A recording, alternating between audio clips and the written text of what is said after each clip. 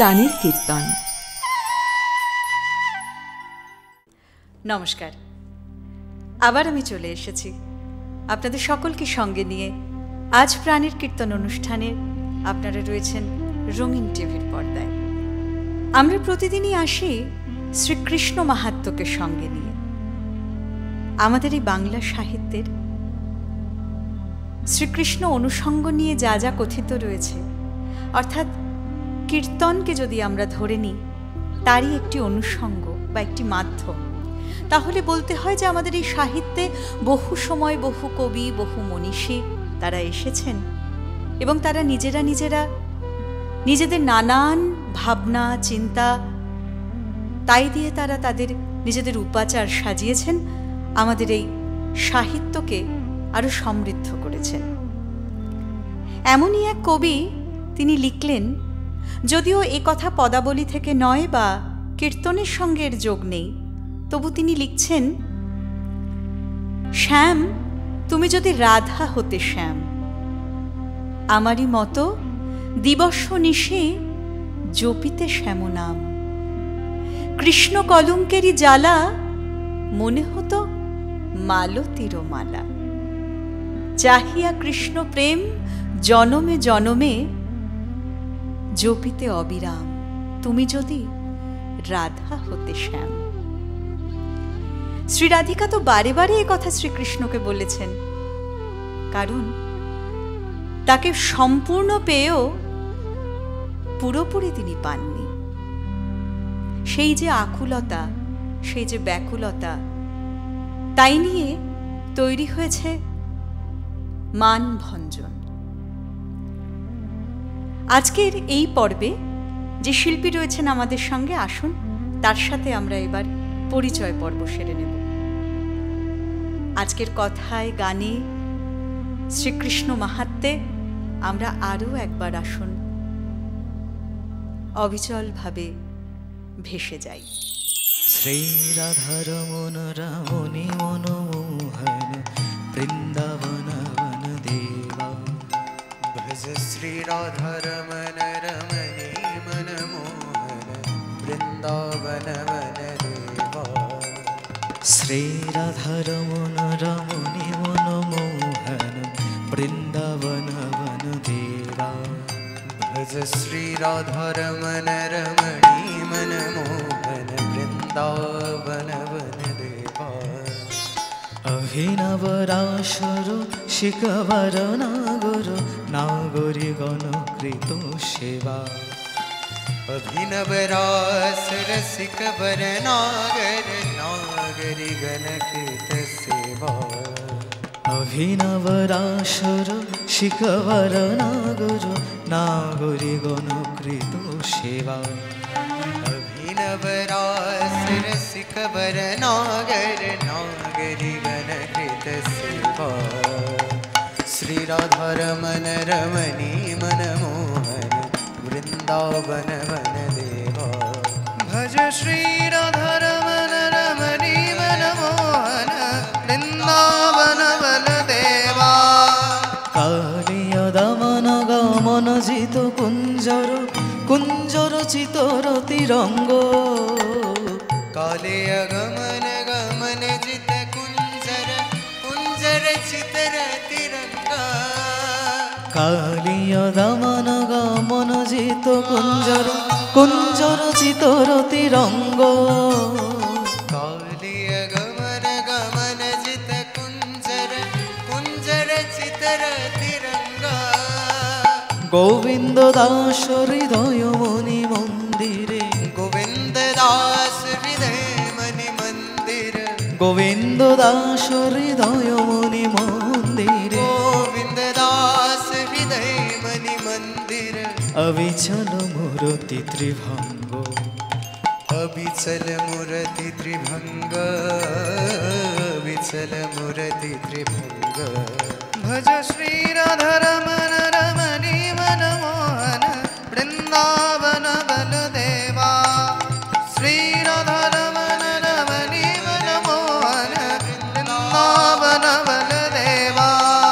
বৃন্দাবন বন দেবা, বৃন্দাবন বন দেবা।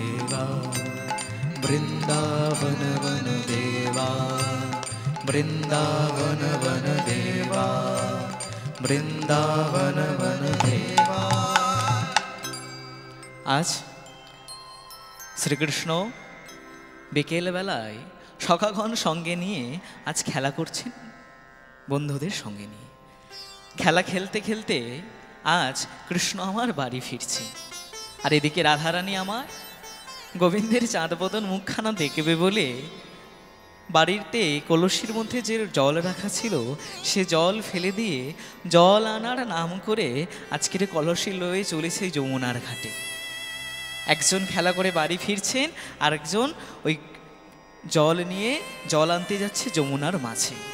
একজন আসছে আর একজন যাচ্ছে। পদকর্তা কি বলছে?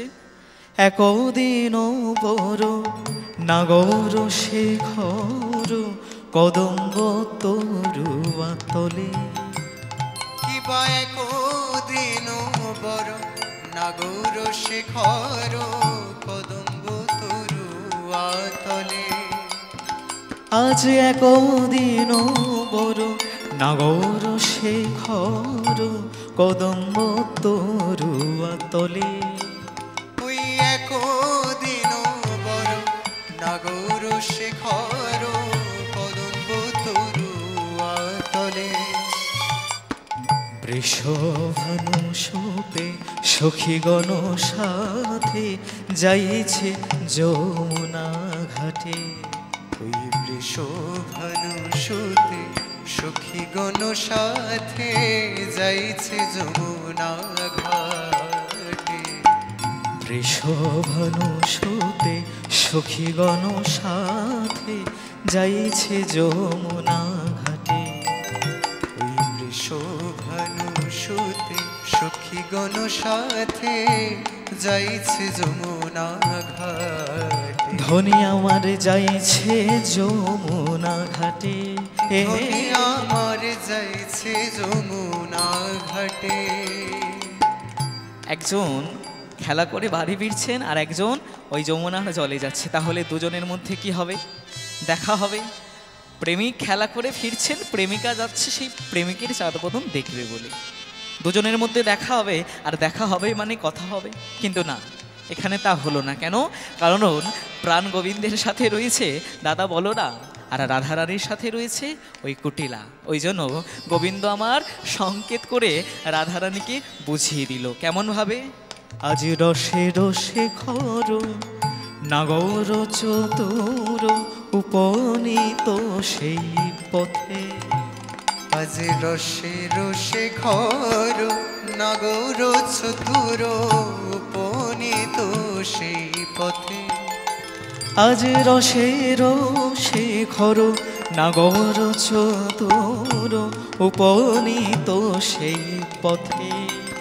আজ রসে রসে খর নাগর চতুর উপনীত সেই পথে। আজ শির পরশিয়া বচনের ছলে সংকেত করল তাতে।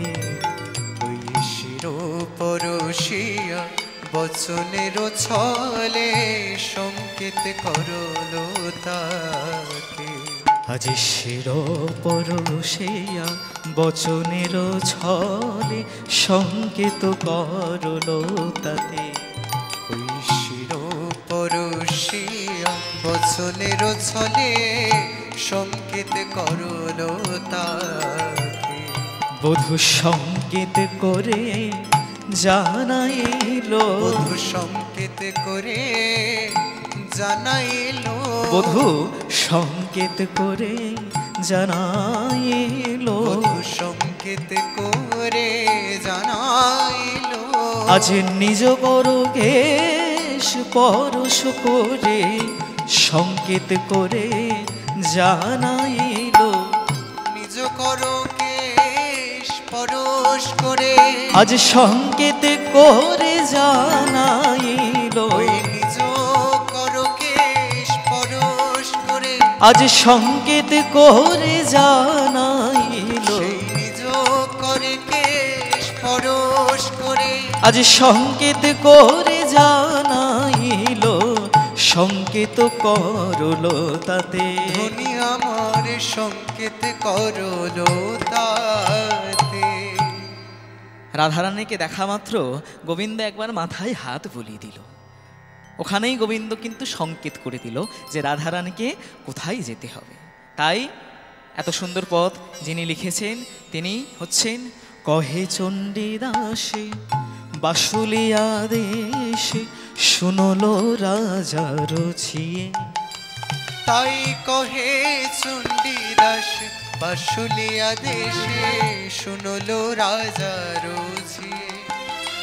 তাই কহে চণ্ডীদাসে বাসুলিয়া দেশে শুনলো রাজা রচিয়ে। তাই কহে চণ্ডীদাস বাসুলিয়া দেশে শুনলো রাজা রুচিয়ে। বলে তোমা অনুগত বধুর সংকেত না ছাড়ো আপন হিয়ে। বধুর সংকেতে যেন ভুলো না ধ্বনি। বধুর সংকেত যেন ভুলো না ধ্বনি। বধুর সংকেতে যেন ভুলো না ধ্বনি। বধুর সংকেত যেন ভুলো না ধ্বনি। সাজিয়ে রেখো কুঞ্জখানি। বধুর সংকেত যেন ভুলো না ধ্বনি। আজ সাজিয়ে রেখো কুঞ্জখানি। আসবে শ্যাম গুণমণি সংকেত করে জানাইল। আজ আসবে আমার শ্যামধ্বনি যতন করে সাজাইল। আজ আসবে আমার শ্যামধ্বনি সংকেত করে জানাইলো। তাই আজকের রাধারানী বাড়ি ফিরে এসেছেন, গোবিন্দও বাড়ি চলে গেলেন। রাধারানী সখীদেরকে জিজ্ঞাসা করছে, এই ললিতা, এই বিশাখা, যখন আমার প্রাণ গোবিন্দ আসছিল, গোবিন্দ কি করলো বলতো? কি করলো? ওই তো গোবিন্দ বাঁশি বাজাচ্ছিল। আরে না রে না, ওটার কথা বলছি না। তাহলে আরে আরেকটা কি একটা করছিল না? ও গোবিন্দ তো ধেনু চড়িয়ে চড়িয়ে ফিরছিল। আরে না, সেটাও বলছি না। তাহলে না, গোবিন্দ দেখলি না ওই মাথায় হাত দিয়ে সংকেত করলো। মাথায় থাকে চুল, আর চুলকে ভালো কথায় বলা হয় কেশ। গোবিন্দ বোধহয় ওই কেশ দিয়ে কোথাও একটা যাওয়ার জন্য বধূ আমার সংকেত করেছে। তাই রাধারানী গোবিন্দের সংকেত বুঝে গেল যে গোবিন্দ আজ কেশর কুঞ্জে মিলিত হবে বলে রাধারানীকে সংকেত করল। তাই আজ শ্রীমতী রাধারানী আমার অষ্টসখীদের সঙ্গে নিয়ে আজকের কেশরকুঞ্জে উপনীত হয়েছে। কিশোরকুঞ্জে এসে আজকের গোবিন্দ আসবে বলে রাধারানী গোবিন্দের জন্য বিনা সুতাই মালা গেঁথেছে। গোবিন্দ আসবে বলে আজকের গোবিন্দর জন্য পান সেজে রেখেছে। গোবিন্দ আসবে বলে তারা সোনার ঘটিতে করে জল রেখে দিয়েছে গোবিন্দের চরণ ধোয়াবে বলে। যতন করে আজকের কিশোরকুঞ্জ সাজাচ্ছে, নব নব ফুল দিয়ে। কেমনভাবে সাজাচ্ছে? ফুলেরও আচির, ফুলেরও প্রাচীর, ফুলেরও আচির, ফুলেরও প্রাচীর, ফুলেরও আচির, ফুলেরও প্রাচীর, ফুলেরও আচির, ফুলেরও প্রাচীর, ফুলেরও বালিশ তাই, ফুলেরও চাঁদোয়া, ফুলেরও মশারি, প্রতি ফুলে ফুলময়। তারা যতন করে বাসর সাজায়, তারা যতন করে বাসর সাজায়, তারা যতন করে বাসর সাজায়, তারা যতন করে বাসর সাজায়। ওই প্রাণবধুয়া আসবে বলে, যতন করে বাসর সাজায়, ওই প্রাণবধুয়া আসবে বলে, যতন করে বাসর সাজায়। প্রাণ বধূ আসবে বলে, যতন করে বাসর সাজায়, আচ্ছা, আসবে বলে। তারা যতন করে বাসর সাজায়। তাই আজকের রাধারানী নব নব ফুল দিয়ে আজকের কিশোরকুঞ্জ সাজিয়েছে। কিন্তু রাত্রির প্রায় দ্বিতীয় প্রহর অতিক্রম করলো, এখনো প্রাণ গোবিন্দ এসে পৌঁছালো না। তখন রাধারানী ললিতা বিশাখাকে বলছে, ওরে ললিতা, ওরে ও বিশাখা, এখন আমার প্রাণ গোবিন্দ কই এসে পৌঁছালো না? তখন এক সখী বলছে, রাধে, আমার মনে হয় আমাদের কৃষ্ণ ওই চন্দ্রাবলীর কুঞ্জে বাঁধা পড়েছে। চন্দ্রাবলীর কুঞ্জে বাঁধা পড়েছে? তুই কেমন ভাবে জানলি? না, আমি যখন আসছিলাম তোর কুঞ্জে তখন দেখলাম ওই 3 সখী মিলে সুন্দর করে তাদের বাসরখানা সাজাচ্ছে। হ্যাঁ, তাই আমার মনে হয় গোবিন্দ ওই চন্দ্রাবলীর কুঞ্জে বাঁধা পড়েছে। এদিকে প্রাণ গোবিন্দের মনে পড়েছে যে আজ তো আমার রায়কুঞ্জে যাওয়ার কথা আছে, কারণ আমি রাধারানীকে যে সংকেত দিয়েছি তার সাথে মিলিত হব বলে। তাই আজকের প্রাণ গোবিন্দ চলেছে রায়ধনির কুঞ্জের উদ্দেশ্যে। কিন্তু রায়ধনির কুঞ্জের যাওয়ার পথে প্রথমেই পড়বে চন্দ্রাবলীর কুঞ্জ। তাই গোবিন্দ আজকের তো চলেছে, কিন্তু গোবিন্দ নপুরকে বলছে, ওরে নপুর, তুই প্রতিদিন বাজিস, আমি কিছু বলি না, কিন্তু ওরে নপুর, তুই আজকের দয়া করে আজকের জোরে জোরে বেজে উঠিস না। তাই গোবিন্দ আস্তে আস্তে করে যখনই চলেছে, কিন্তু নপুর যে গোবিন্দের কথা শুনলো না, আজকের নপুরের ধ্বনি জোরে জোরে বেজে উঠেছে।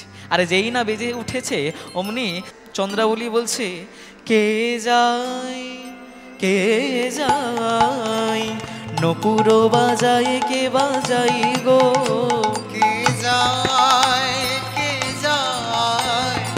নুপুর বাজায় কে যায় গো, কে যায় নুপুর বাজায় কে যায় গো। যাই রে চিকন কালো রূপ, যাই রে চিকন কালো রূপ, যাই রে চিকন কালো রূপ, যাই রে চিকন কালো রূপ, ওই রাধা বলে বাঁশি বাজাই, কে যায় নুপুর বাজায় কে যায় গো, কে যায় নুপুর বাজায় কে যায় গো।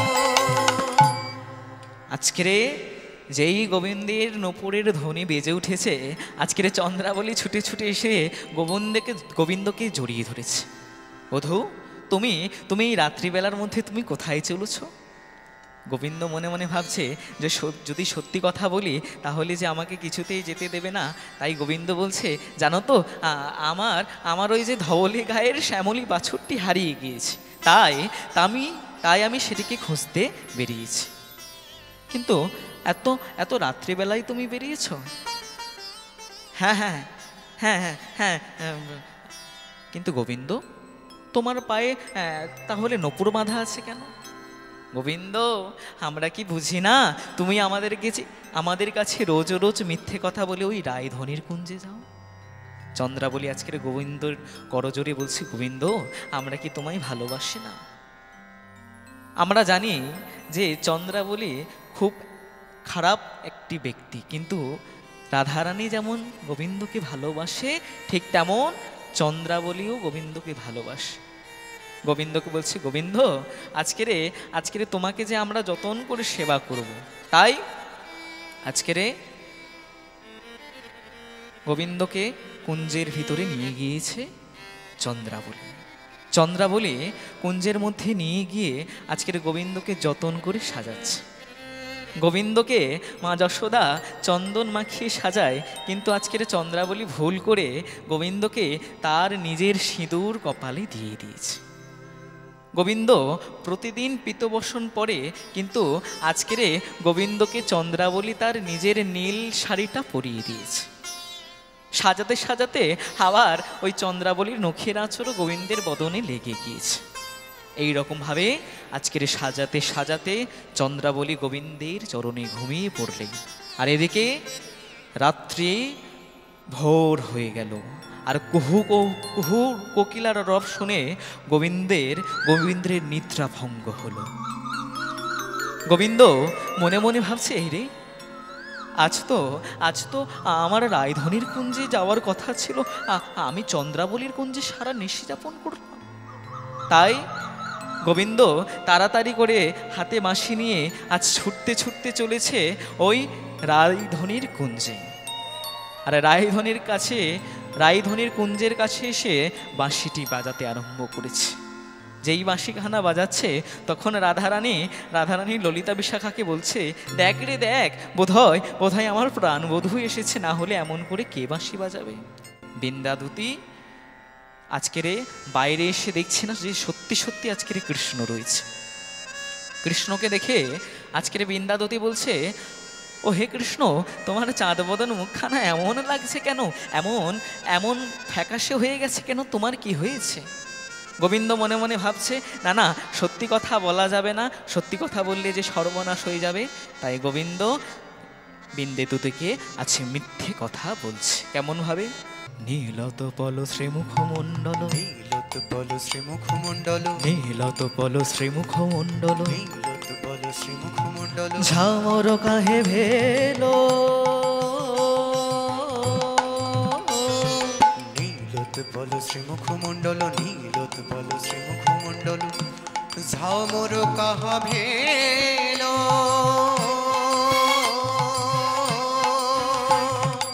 বিন্দেদুতি জিজ্ঞাসা করছে যে, গোবিন্দ, তোমার নীল পদ্মের মতো মুখখানা অমন ঝামাটে হয়ে গেছে কেন? তখন গোবিন্দ আজকের মনে মনে ভাবছে, সত্যি কথা বললে যে হবে না, তাই গোবিন্দ মিথ্যে কথা বলছে। কি মিথ্যে কথা বলছে? গোবিন্দ প্রশ্নের প্রতি উত্তর দিচ্ছে, মদন জরে তনু তাতলো, মদন জরে তনু তাতলো, মদন জরে তনু তাতলো, মদন জরে তনু তাতলো, জাগরে নিশি গেল, মদন জরে তনু তাতলো, জাগরে নিশি ভেলো। আজকের গোবিন্দ বলছে, জানো তো বিন্দেদুতি, গতকাল আমার একটা ভীষণ বড় জ্বর হয়েছিল। জ্বর? কি জ্বর হয়েছিল? আমার মদন জ্বর হয়েছিল। মদন জ্বর? সেই জ্বর যে আমরা যে কখনো শুনিনি, সে আবার কেমন জ্বর? আরে মদন জ্বর মানে মনের জ্বর। সারা রাত্রি তোমাদের রায়ধনির কথা ভেবে ভেবে আমার মদন জ্বরে আমার এই বদনখানা একেবারেই শুকিয়ে গেছে। ও আচ্ছা আচ্ছা আচ্ছা, তোমার তাহলে গতকাল জ্বর হয়েছিল, ওই জন্য তোমার মুখের অবস্থা এরকম। গোবিন্দ মনে মনে ভাবছে, গতকাল যদি আমি চন্দ্রাবলীর কুঞ্জে ছিলাম এটা যদি বলি, তাহলে তো আমার সর্বনাশ হয়ে যাবে। তাই গোবিন্দ কিছুতেই স্বীকার করছে না যে গোবিন্দ গতকাল কোথায় ছিল। বিন্দেদুতি আবার গোবিন্দকে জিজ্ঞাসা করছে, বলছে, আচ্ছা গোবিন্দ, এবারে বলো তো, নখনির ঘত ক্ষত বক্ষতি, নখনিরে গত ক্ষত বক্ষতি, নখনির ঘত ক্ষত বক্ষতি, নখনিরে গত ক্ষত বক্ষতি, দেওয়াল কোন নারী, নখনিরে গত ক্ষত বক্ষতি, নখনিরে গত ক্ষত বক্ষতি, দেবল কোন নারী।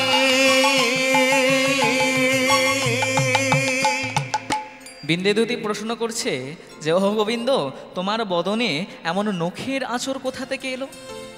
গোবিন্দ বলছে, আরে না গো, এটা নখের আঁচড় নয়। গতকাল যখন তোমাদের কুঞ্জে আসছিলাম, তখন ওই বনের মধ্যে দিয়ে আসছিলাম তো, তাই বোধহয় কণ্টকে তনু ক্ষত বিক্ষত, কণ্টকে তনু ক্ষত বিক্ষত, কণ্টকে তনু ক্ষত বিক্ষত, কণ্টকে তনু ক্ষত বিক্ষত, তোহে ঢুরাইতে গরি, কণ্টকে তনু ক্ষত বিক্ষত, তোরে ঢুরাইতে গৌরী। প্রাণ গোবিন্দ বলছে, কি হয়েছিল, ওই যে বনের মধ্যে যে কাঁটা ছিল, সেই কাঁটাগুলো আমার অঙ্গে লেগে এইরকম আঁচড় লেগেছে। এটা নখের আঁচড় নয় গো। ও আচ্ছা আচ্ছা, বেশ, এটা তোমার নখের আঁচড় নয়। আচ্ছা, তাহলে আমার আর একটা প্রশ্নের উত্তর দাও তো দেখি গোবিন্দ। হ্যাঁ বলো, কি প্রশ্ন? সিন্দুর কাহে অলকা পরি, সিন্দুর কাহে অলকা পুরি, সিন্দুর কাহে অলকা তব সিন্দুর কাহে অলকা পুরি, চন্দন কাহা গেল, সিন্দুর কাহে অলকা পুরি, সিন্দুর কাহে অলকা পুরি, চন্দন কাহা গেল।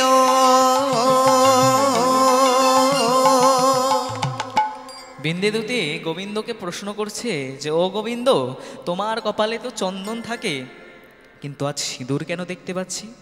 গোবিন্দ মনে মনে ভাবছে, চন্দ্রাবলী আমাকে এমন করে ভুলভাল সাজিয়ে দিয়েছে। গোবিন্দ কি বলবে? গোবিন্দের কাছে উত্তর নেই। ওই জন্য গোবিন্দ মিছিমিছি করে বলছে যে, গতকাল তোমার কুঞ্জে যখন আসছিলাম, তখন কি হয়েছিল জানো? গিরি গোবর্ধনে গৌরী কুশেবী, গিরি গোবর্ধনে গৌরী, গিরি গোবর্ধনে গৌরী কুশেবী, গিরি গোবর্ধনে গৌরী, সিন্দুর করি মালো। গিরি গোবর্ধনে গৌরী সেবি সিন্দুর করি মালো। গতকাল যখন তোমাদের কুঞ্জে আসছিলাম তখন ভাবলাম যখন আমার রায়ধনির কাছে যাচ্ছি একটু একটু একটু পূজা করে যাই, তাই ওই গৌরী মায়ের পূজা করতে গিয়ে মায়ের চরণের সিঁদুর বোধহয় আমার কপালে এসে লেগেছে। আচ্ছা বেশ। আচ্ছা গোবিন্দ, আমার আর একটা প্রশ্নের উত্তর দাও তো দেখি। হ্যাঁ বলো, কি প্রশ্ন? আচ্ছা তুমি তো প্রতিদিন অন্য বস্ত্র পরে আসো, অন্য কাপড় পরে আসো, আজকের কি দেখতে পাচ্ছি? বলছে কি? নীলম্বর তোহি পহিরলি, নীলম্বর তোহি পহিরলি, নীলম্বর তোহি পহিরলি, নীলম্বর তোহি পহিরলি, পীতম্বর কাহা ছোরে। নীলম্বর তোহি পহিরলি, নীলম্বর তোহি পহিরলি, পীতম্বর কাহা ছোরে। অগ্রজোষণে পরিবর্তিত, অগ্রজোষণে পরিবর্তিত, অগ্রজোষণে পরিবর্তিত, অগ্রজোষণে পরিবর্তিত, সিন্দুর করি মালো। অগ্রজোষণে পরিবর্তিত, সিন্দুর করি মালো। বলছে ভুল করে গতকাল আমরা একসাথে ঘুমিয়েছিলাম, আমি আর বলাই দাদা। তা কি হয়েছে, বলাই দাদার সাথে বোধহয় আমার কাপড়টা বদলা বদলি হয়ে গেছে। তখন বলছে, ও কৃষ্ণ, তুমি যেটা পরে রয়েছো সেটা কোনো কাপড় নয়, সেটা হচ্ছে শাড়ি। হ্যাঁ, বলাই দাদাও শাড়ি পরে, বুঝি বলাই দাদাও শাড়ি পরে, বলাই দাদাও শাড়ি পরে, বুঝি বলাই দাদা শাড়ি পরে, আজ হতে জানা গেল বলাই দাদা শাড়ি পরে, আজ হতে জানা গেল বলাই দাদাও শাড়ি পরে। কৃষ্ণ, তুমি যেটা পরে রয়েছো সেটা কোনো কাপড় নয়, সেটা হচ্ছে নীল শাড়ি। গোবিন্দের কাছে তো আর কোনো উত্তর নেই। এবারে গোবিন্দ বলছে, আচ্ছা ঠিক আছে, আর কি কিছু জানার আছে? বলছে, হ্যাঁ বলো, তোমার গালে কাজল কিভাবে এলো? গোবিন্দের কাছে আর কোনো উত্তর নেই। গোবিন্দ আজ নিজের পরাজয় স্বীকার করে নিয়ে আজ বলে উঠলেন, তখন উত্তরপতি উত্তর দিতে পরাজয় শশী সেই ঘরে, উত্তরপতি উত্তর দিতে পরাজয় শশী সেই ঘরে। গোবিন্দ নিজের হার স্বীকার করে নিল। এমন সময় চন্দ্রাবলীর এক সখী ছুটে ছুটে এসে বলছে, আচ্ছা গোবিন্দ, আমাদের চন্দ্রাবলীর একটা পায়ের নূপুর পাওয়া যাচ্ছে না, বলি তোমার কাছে নূপুরটা আছে নাকি? যেই এই কথাটা বলেছে, সর্বনাশের উপর সারে সর্বনাশ। রাধারানী রাগান্বিত হয়ে গোবিন্দকে দৌড় করে দিল কুঞ্জ থেকে। লজ্জা করে না? তুমি আমার কাছে এতক্ষণ ধরে মিথ্যে কথা বলছিলে। কৃষ্ণ রাধা চরণ থেকে বিতাড়িত হয়ে রাধাকুণ্ডের মাটির মধ্যে গড়াগড়ি দিয়ে কাঁদছে। মাটির মধ্যে গড়াগড়ি দিয়ে যখন কাঁদছে, এদিকে সুখ আর শাড়ি আলোচনা করছে যে, ওহে সুখ, ওহে শাড়ি, তোমার থেকে আমার মা কালী অনেক ভালো, তোমার রাধারানীর থেকে আমার মা কালী অনেক ভালো। না কেন এত ভালো বলছো কেন? বলছে, না যাই করুক না কেন, ওই নিজের স্বামীকে কিন্তু চরণ ছাড়া করেনি, কিন্তু তোমাদের রাধারানীর এত কিসের মান যে গোবিন্দকে চরণ ছাড়া হতে হয়? তখন রাধারানী যেই সুকমুখে এই কথাটা শুনেছে যে চরণ কমলে রাধার গোবিন্দ নাই, তখন নিজের চরণের দিকে তাকিয়ে যেই দেখছে কৃষ্ণ নাই, অমনি বিন্ধে থেকে বলছে, ওরে আমি এমনই মহান করলাম যে আমার মানের কারণে আমার গোবিন্দ আমার কাছ থেকে চলে গেল। তুই আমার গোবিন্দকে খুঁজে আন। তাই আজকে রে বিন্দে দুতি চলেছে প্রাণ গোবিন্দকে খুঁজতে। কেমন ভাবে? জিতি কুঞ্জর গতি মন্থর, জিতি কুঞ্জর গতি মন্থর, জিতি কুঞ্জর গতি মন্থর, জিতি কুঞ্জর গতি মন্থর, গমন করল নারী, জিতি কুঞ্জর গতি মন্থর, গমন করল নারী, বংশী বট যাহা বট তট, বংশী বট যাহা বট তট, বংশী বট যাহা বট তট, বংশী বট যাহা বট তট, বনহে বনহেরি, বংশী বট যাহা বট তট, বনহি বনহেরি। চারিদিক খুঁজে খুঁজে বেড়াচ্ছে, কিন্তু কোথাও গোবিন্দকে খুঁজে পাচ্ছে না। তখন বিন্দেদুতি মনে মনে ভাবছে, গোপাল অর্থাৎ গো শব্দের অর্থ গরু, আর পাল মানে যেখানে বাছুর, যেখানে নবলক্ষ ধেনু থাকে সেখানেই বোধহয় প্রাণ গোবিন্দ আছে। হ্যাঁ, ওই জন্য আজকের দুটি কেমনভাবে চলেছে, যাহা ধেনু সব করো তো হীরক, যাহা ধেনু সব করো তো হীরক, যাহা ধেনু সব করো তো ওই হীরক, যাহা ধেনু সব করো তো হীরক, তাহি চলো তো জোহরে, যাহা ধেনু সব করো তো হীরক, তাহা চলো তো ওই জোরে। শ্রীদাম সুদাম মধু মঙ্গল, শ্রীদাম সুদাম মধু মঙ্গল, শ্রীদাম সুদাম মধু মঙ্গল, শ্রীদাম সুদাম মধু মঙ্গল, দেখো তো বল বীরে। শ্রীদাম সুদাম মধু মঙ্গল, দেখো তো বনবীরে। আজকের বিন্দে দুতি এসে দেখছে যে গোবিন্দ রাধাকুণ্ডের মাটির উপরে বসে বসে কাঁদছে। তখন গোবিন্দকে বলছে, ও গোবিন্দ, তুমি আর কেঁদো নাই, আমি যে তোমাকে নিতে এসেছি। ওহো, রাধারানীর মান তাহলে ভেঙেছে? হ্যাঁ, চলো গোবিন্দ, আমার সাথে চলো। তাই বিন্দে দুতি গোবিন্দকে সঙ্গে নিয়ে আজকের রাইধনির কাছে নিয়ে এসেছে। যেই রাইধনির কাছে নিয়ে এসেছে তখন প্রাণ গোবিন্দ বলছে, ও রাধে, তুমি তো আমাকে গতকাল দূর করে তাড়িয়ে দিলে, কিন্তু তুমি কি আমার কথা শোনার একবারও চেষ্টা করেছো? বলছে, থাক, আর কথা বলার দরকার নেই, তুমি কোথায় ছিলে সেটা আমরা ভালো করে জানি। তখন গোবিন্দ বলছে, না না, তুমি যা জানো সেটা ভুল জানো। ভুল জানি? হ্যাঁ, তুমি ভুল জানো। আর তাহলে তুমি কোথায় ছিলে? আমি কোথায় ছিলাম জানো? কোথায় বলো? তখন প্রাণ গোবিন্দ বলছে, আহা গত রজনীতে আসিতে পথে, আহা গত রজনীতে আসিতে পথে, আহা গত রজনীতে আসিতে পথে, গত রজনীতে আসিতে পথে, ওই না একটি যুবতী ধরিল হাতে, আমায় একটি যুবতী ধরিল হাতে, একটি যুবতী ধরিল হাতে। একটি যুবতী ধরিল হাতে। থাক থাক থাক, আর তোমাকে কিছু বলতে হবে না। তুমি গতকাল কোথায় ছিলে সেটা আমাদের জানা আছে। বলছে, না গো, তুমি যেটা জানো সেটা ভুল জানো। ভুল জানি?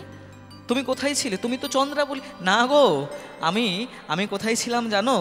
আমাকে কে নিয়ে গিয়েছিল জানো? সে যে উলোটা চরণে চলিয়া যায়, সে যে উলোটা চরণে চলিয়া যায়, সে যে উলোটা চরণে চলিয়া যায়, সে যে উলোটা চরণে চলিয়া যায়, আবার নাকেতে নাকেতে কথাটি কয়, নাকেতে নাকেতে কথা সে কয়, সে যে নাকেতে নাকেতে কথাটি আবার কয়, নাকেতে নাকেতে কথা সে কয়, বলে নাকি নাকি কথা কয়, নাকি নাকি কথা কয়, নাকি নাকি কথা সে যে কয়, নাকি নাকি কথা কয়, সে যে উল্টো পায়ে হেঁটে যায়, নাকি নাকি কথা সে যে কয়। উল্টো পায়ে হেঁটে যায়, নাকি নাকি কথা কয়। সর্বনাশ! তবে আমি যেটা জানি কি ভুল জানি? হ্যাঁ, এই ললিতা, এই বিশাখা, আমার বধূ কোথায় ছিল রে? আমার বধূকে কে গতকাল ধরেছিল? হ্যাঁ গো, সেই জন্যই তো বলছিলাম যে আমার কথাগুলো শুনতে। তবে আরও শোনো, তার বাড়ি কোথায় জানো? কোথায়? আবার জলেরও কান্ধারে তাহারও ঘর, আবার জলের গান্ধারে তাহার ঘর, আবার জলেরও কান্ধারে তাহারও ঘর, আবার জলের গান্ধারে তাহার ঘর, বলে আমারে থইল তাহার ভেতর, আবার আমারে থইল তাহার ভিতর, আমারে থইল তাহার ভেতর। আমারে থইল তাহার ভিতর।